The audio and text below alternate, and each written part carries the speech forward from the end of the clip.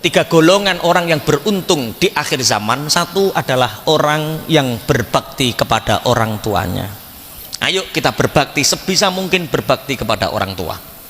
Yang kedua yaitu wanita sholihah yang diridhoi oleh suaminya.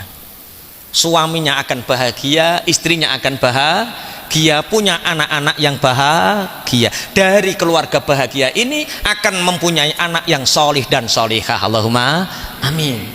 Berarti sing salah gak neng sing lanang, gak neng sing wedok, kabeh salah. Ayo berbenah. Yang ketiga, siapakah orang atau golongan yang di akhir zaman ini termasuk orang yang beruntung? Yaitu orang yang ditakdirkan oleh Allah menjadi orang yang ahli sedekah. Sampai Rasulullah bersabda, shadaqatus sirri tudfi'u ghadabar rabbi. Sedekah sir, sedekah secara rahasia itu bisa mematikan murkanya Allah. Lah sedekah kanggo sapa, Pak? Apa kudu fakir, miskin, tepat sasaran? Rasulullah pernah menceritakan seorang laki-laki yang mengatakan la atasaddaqanna bisadaqatin. Rasulullah menceritakan ada seorang laki-laki yang mengatakan sungguh aku akan bersedekah. Tapi dalam kutip sedekah ini ingin yang tepat sasaran. Yang tepat sasaran itu mungkin miskin, mungkin buta, mungkin fuqara, wah pokoknya du'afa, pokoknya tepat sasaran.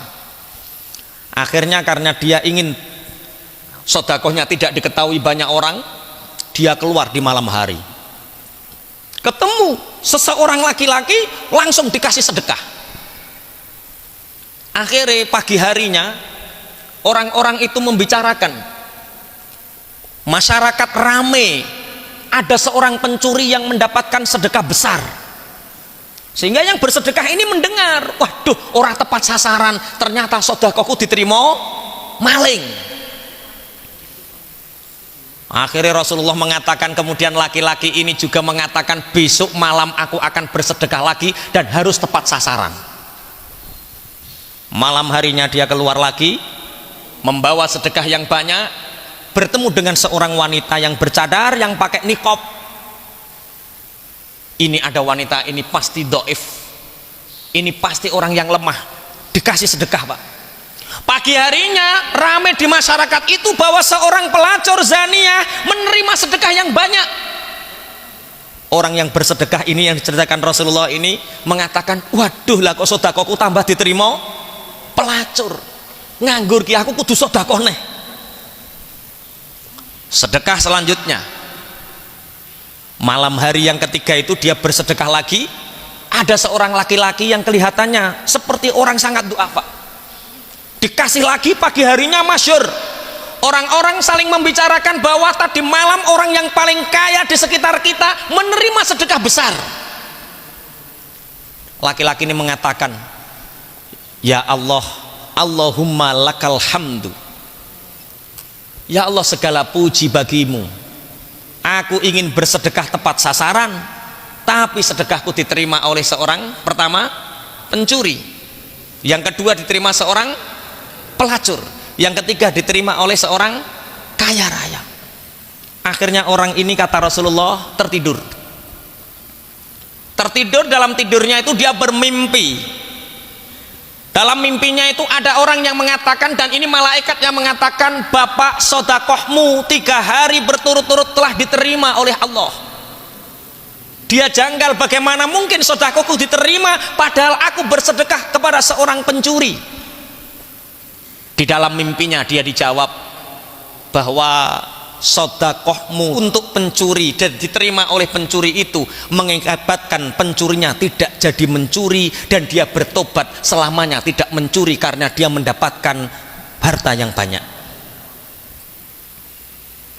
Jadi barokai maling nampa sedekah, akhirnya maling iso tobat. Dia mencuri karena tidak ada yang dia miliki, sehingga setelah menerima bantuanmu, setelah menerima sedekahmu, akhirnya dia berhenti mencuri. Makanya tulung nek ono kotak masjid kok sampai hilang, Pak. Itu yang kita introspeksi, bukan orang di luar sana yang mencuri, tapi bagaimana sikap kita terhadap mereka. Makanya membangun iku aja masjide dhisik, tapi membangun menungsane dhisik. Nek membangun menungsane kaya ngaji ngeten iki, masjide kebangun, tapi nek masjide dibangun menungsane ra dibangun, kotak masjide yo dicolong. Allahumma sholli ala Muhammad. Sedekah yang kedua diterima oleh seorang pelacur, pezina, karena dia ingin kaya, karena dia ingin punya harta dari pelacurnya itu. Akhirnya menerima sedekah darimu, dia pulang tidak jadi melacur. Dan karena memakan harta yang halalan thayyiban darimu ini mengakibatkan keburukan-keburukan dari dirinya keluar, sehingga dia berhenti menjadi pelacur. Yang ketiga, orang kaya yang mendapatkan sedekah itu dia langsung kaya wong kesekak mati, Pak. Lah yo aku sing sugih kok tambah dikai sedekah. Sejak saat itu dia menginfakkan banyak hartanya untuk sedekah, mengambil pelajaran malam itu. Berarti sedekah iku aja milih-milih. Soalnya enten Pak, kula ditangkleti tiyang ngeten, Ustad, ya takmir masjid iku kandhane Ustad. Lah kandhane apa lah? Aku wis nyumbang ya ono ya ini gak nang dibangun-bangun. Tak jawab, la yanalallaha luhumuha wala dima'uha walaki yanaluhu taqwa minkum, walaki yanaluhu taqwa minkum. Yang dipandang Allah itu bukan banyak hartamu yang kamu serahkan, bukan dagingnya, bukan darahnya. Yang dilihat Allah adalah takwamu.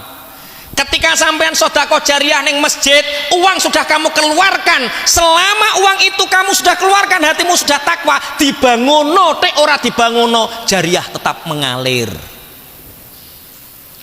Lah nek dikorupsi takmir podo tetap mengalir, Pak. Yang dilihat bukan uangnya, yang dilihat adalah apa? Takwanya. Wes nek sedekah gak sah milang-milang.